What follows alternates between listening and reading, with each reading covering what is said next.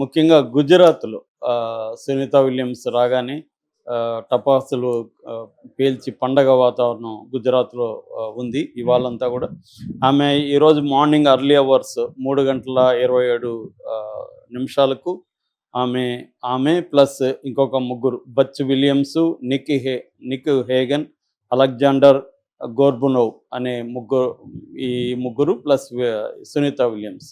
ఈ నలుగురు ఈరోజు Space X Crew Dragon Freedom క్యాప్సూల్లో దిగారు.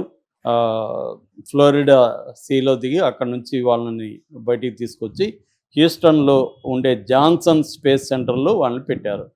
సో ఇప్పుడు ఏంటంటే అసలు ఎవరి సునీత విలియమ్స్, ఈయన డాటర్ ఆఫ్ ఇండియా అని మోడీ పిలిచింది నిజమేనా, ఆమె ఇండియనా, సో ఆమె బ్యాక్గ్రౌండ్ ఏంటి, బయోగ్రఫీ ఏంటి, ఇవన్నీ చాలామందికి వస్తున్న సమస్యలు, సందేహాలు. అలాగే ఆమె ఆరోగ్యం క్షీణించిందని, ముసలిదా అయిపోయిందని, ఇలా రకరకాలుగా ఈ 9 నెలలు అంటే 286 రోజులు ఆమె స్పేస్ షిప్లో ఉండిపోయింది. సో అక్కడ ఎందుకు ఉండిపోవాల్సి వచ్చింది? యాక్చువల్గా వెళ్ళిందేమో 8 రోజులు, కానీ ప్రోగ్రామ్ 8 రోజులు, కానీ 286 రోజులు అక్కడ ఉండిపోవాల్సి వచ్చింది. ఎందుకు అక్కడ ఉండిపోవాల్సి వచ్చింది? అక్కడ వాళ్ళ దినచర్య ఏమిటి, వాళ్ళు ఏమి చేశారు అక్కడ, ఇవన్నీ మనం మాట్లాడుకుందాం. సునీత విలియమ్స్ ఈమె యాక్చువల్గా ఇండియన్ అని చెప్పలేము, ఇండియన్ ఆరిజిన్. ఈయన అమెరికన్ సిటిజన్, వీళ్ళ నాన్న అమ్మ కూడా అమెరికన్ సిటిజన్స్, కానీ ఆరిజిన్స్ వేరే వేరే ఉంటాయి. అందుకని మనం క్లెయిమ్ చేసుకుంటుంటాం. నిజానికి వాళ్ళేమో అలా క్లెయిమ్ చేసుకోరు. అమెరికాలో సెటిల్ అయిపోయిన అమెరికన్ సిటిజన్స్ వాళ్ళు ఇండియన్స్ లాగా ఫీల్ అవ్వడం తక్కువ ఉంటుంది. ఫస్ట్ జనరేషన్ ఫీల్ అవుతారేమో కానీ మళ్ళీ ఫీల్ కారు. కాకపోతే సునీత విలియమ్స్ మాత్రం ఆమెకి హిందూ మతాన్నే ప్రాక్టీస్ చేస్తుంది. ఆమె మొన్న స్పేస్కి వెళ్తూ కూడా భగవద్గీత, ఓం అనే ఒక డిజైన్ ఉన్న ఇది, తర్వాత శివుడి పెయింటింగ్, ఈ 3 తీసుకెళ్ళింది ఆమె. ఆమెకి హిందూ మతం పట్ల చాలా ఇష్టం. దీపావళిని కూడా అక్కడ సెలబ్రేట్ చేసుకునింది. సో ఆమెకి పిల్లలు లేరు, కానీ ఒక గుజరాతీ కిడ్ని అడాప్ట్ చేసుకోవాలని కూడా ఆమె అనుకున్నది. సో అందువల్ల ఆమెకి ఇండియా మీద ప్రేమ ఉంది, హిందూ మతం మీద ప్రేమ ఉంది. కాబట్టి ఆమెను మన వాళ్ళు ఎక్కువగా ఓన్ చేసుకునే పరిస్థితి. రెండోది ఏంటంటే ఇతర దేశాల్లో మన దేశంలో నుంచి వెళ్ళి అక్కడ సెటిల్ అయ్యి ఆరిజిన్స్, మన దేశంలో ఉన్న ఆరిజిన్స్ ఏదైనా ఇంపార్టెంట్ పొజిషన్లోకి వెళ్ళినప్పుడు మనం క్లెయిమ్ చేసుకో. కమలా హ్యారిస్ కూడా ఆమె మా దేశస్తురాలు అనుకున్నాం, కానీ కమలా హ్యారిస్కి అదేం ఉండదు. ఆమెకి అమెరికా ఫస్ట్ అనే ఫిలాసఫీనే ఉంటుంది. సునీతకు కూడా అదే ఉంటుంది, అదే ఉండాలి కూడా. ఎవరైనా ఒకసారి సిటిజన్ అయినాక ఆ దేశం వాళ్ళకి ఇంపార్టెంట్గా ఉండాలి. అయితే మూలాలు కొంతమందికి గుర్తుంటాయి, మూలాలని ఎంజాయ్ చేస్తారు, మూలాలని సెలబ్రేట్ చేసుకుంటారు. ఈ ఐఎస్ఎస్ ఎంత పెద్దదంటే ఒక బకింగ్హామ్ ప్యాలెస్ అంత ఉంటుందని చెప్తారు. లేదు అమెరికన్ ఫుట్బాల్ గ్రౌండ్ ఎంత ఉంటుందో అంత ఉంటుంది అనమాట. ఆ స్పేస్ స్టేషన్ పెద్దగానే ఉంటుంది. సో దాంట్లోకి వీళ్ళు వెళ్ళి కొన్ని రోజుల పాటు, ఈమె 280 రోజులు ఇప్పుడు ఉన్నింది, కానీ అదేదో మనం ఆమె చిక్కుకుపోయింది ఉండిపోయింది అనుకుంటున్నాం. కానీ ఈమె యాక్చువల్గా మొత్తం ఇప్పటివరకు ఈ 3 మిషన్లో కలిసి ఆమె 608 రోజులు ఉన్నింది స్పేస్ స్టేషన్లో. ఇదేం ఫస్ట్ టైం కాదు. సో ఫస్ట్ టైం ఆమె 1998 జూన్లో వెళ్ళింది. నాసా దీంట్లో ట్రైనింగ్ తీసుకొని, ఆస్ట్రోనాట్ ట్రైనింగ్. 1998లో ట్రైనింగ్ తీసుకునింది. ఫస్ట్ వెళ్ళింది ఆమె 2006, 2007 ఈ పీరియడ్లో వెళ్ళింది అనమాట. అది 195 రోజులు ఉండింది అప్పుడు కూడా. సో STS-116 అప్పుడు స్పేస్ వాక్స్ అంటారు. బయట స్పేస్ వాక్స్లో కూడా దాదాపు 29 గంటల 17 నిమిషాలు ఈమె ఫస్ట్ మిషన్లో స్పేస్ వాకింగ్ కూడా చేసింది.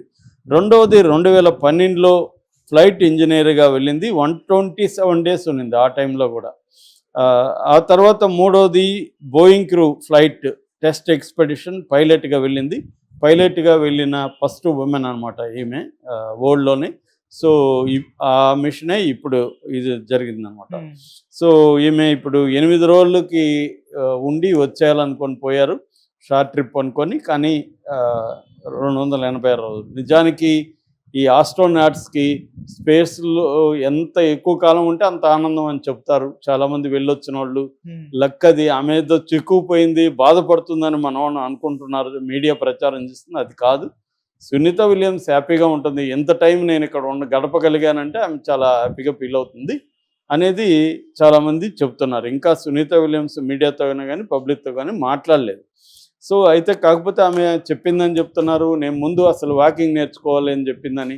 ఎందుకంటే ఆమె 280 రోజులు అక్కడ ఉండడం అంటే అక్కడ వాకింగ్ ఏమి ఉండదు, అక్కడ స్పేస్లో ఉంటారు, జీరో గ్రావిటీ.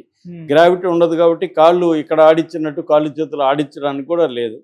వాళ్ళ దినచర్య కూడా ఎలా ఉంటుందంటే ఎవ్రీ 5 మినిట్స్కి బ్రేక్ చేసి ఇక్కడ అమెరికాలో ఉండే కంట్రోల్ రూము వాళ్ళని గైడ్ చేస్తూ ఉంటుంది అనమాట. సో వాళ్ళకి ల్యాప్టాప్ ఉంటుంది. తర్వాత ల్యాప్టాప్ ద్వారా వాళ్ళు వాళ్ళ ఫ్యామిలీ మెంబర్స్తో మాట్లాడుకోవచ్చు. దాని తర్వాత వాళ్ళకి ట్యాబ్ ఉంటుంది, ట్యాబ్లో సినిమాలు చూడొచ్చు, ట్యాబ్లో న్యూస్ చూడొచ్చు. అవన్నీ కూడా అంటే కనెక్షన్, ఈ భూమితో కనెక్షన్ అయితే వాళ్ళకి ఉంటుంది అన్నమాట. ఇది 400 కిలోమీటర్ల ఎత్తులో ఈ స్పేస్ స్టేషన్ ఉంటుంది. ఆ తర్వాత వాళ్ళు దాదాపు 2 గంటల పాటు ఎక్సర్సైజ్ చేయాలి. ఎందుకంటే వాళ్ళ అక్కడ గురుత్వాకర్షణ శక్తి ఉండదు కాబట్టి కండరాలు ఎముకలు బాగా మెత్తబడిపోయే అవకాశం ఉంది. అందువల్ల ఏజ్ ఎక్కువ అయిపోయిన ఫీలింగ్ కూడా కలుగుతుంది. అందుకని మనకు వాళ్ళు అలా అయిపోతారనమాట. సో అందుకని వాళ్ళు ఎక్సర్సైజ్ చేయడానికి కూడా వాళ్ళు గాల్లో తేలిపోకుండా ఉండడం కోసం బెల్ట్ లాంటిది కట్టుకొని థ్రెడ్మిల్ లాంటి దాంట్లో కూడా వాళ్ళు రన్నింగ్ కూడా చేస్తారనమాట. తర్వాత 8 గంటల పాటు నిద్రపోతారు వాళ్ళు. ఫుడ్ కూడా జపనీస్ కొంత కూరగాయలు, తర్వాత రష్యన్ తృణధాన్యాలు, సూపు అలాంటివి కూడా వాళ్ళు తయారు చేసుకునే అవకాశం వాళ్ళకు ఉంది. సో వాళ్ళ ఫ్యామిలీస్ కూడా కొన్ని రకాల ఫుడ్స్ని వాళ్ళకి పంపించే అవకాశం ఉంది.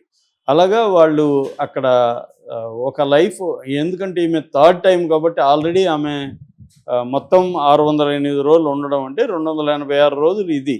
అంతకుముందు ఆమె ఉనింది కాబట్టి సో ఆమెకు ఇది అలవాటు.